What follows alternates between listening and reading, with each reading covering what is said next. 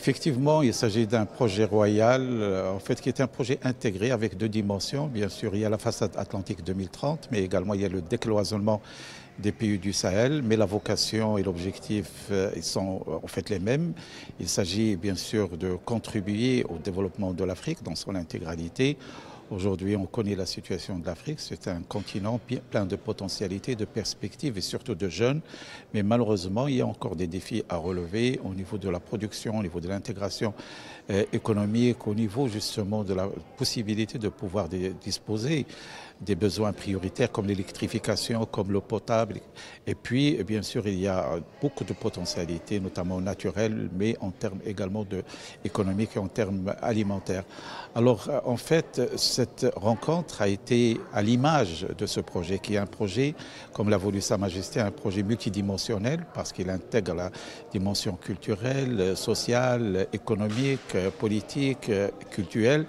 Et bien sûr, c'est à l'image de cette vision, ce colloque également est multidimensionnel, tout d'abord par les thématiques qui sont abordées, qui ont touché toutes ces dimensions, mais également par la consistance et la posture des intervenants qui sont venus d'horizons différents, mais surtout avec beaucoup d'expérience et beaucoup justement de compréhension du bien fondé de la cause nationale prioritaire du Maroc et inscrivent justement cet élan lancé par Sa Majesté, notamment d'un développement régional à travers le Sahara marocain, mais dont l'objectif n'est pas seulement de développer le Sahara ou le Maroc, mais également d'en faire un vecteur d'un développement partagé qui intégrerait en fait, tous les soucis du continent africain. Et là, le Maroc met à sa disposition, à la disposition de l'Afrique, ces infrastructures qui sont aujourd'hui ont une vocation justement d'ouverture sur l'international. Là, en l'occurrence, le port d'Akhla Atlantique, qui était un port qui a la vocation dès le départ d'être un vecteur d'intégration de l'Afrique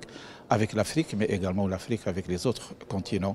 Également le gazoduc Maroc-Nigeria, dont leur vocation n'est pas seulement, je dirais, un flux de gaz, mais autour de ce gaz, développer des activités économiques, développer des activités sociales. Le Maroc également, tout ce qui est valorisation de ses ressources naturelles, notamment le phosphate, il intègre les préoccupations de l'Afrique comme une priorité, parce qu'il s'agit aujourd'hui d'innover pour adapter cette production aux besoins spécifiques des terres agricoles africaines. Donc là également, c'est une manière encore de démontrer que tout ce que fait le Maroc, il le fait pour le développement de notre pays, mais toujours avec le souci d'intégrer ce développement dans une vocation d'être un partenaire pour contribuer au développement, je dirais, intégré global de l'Afrique.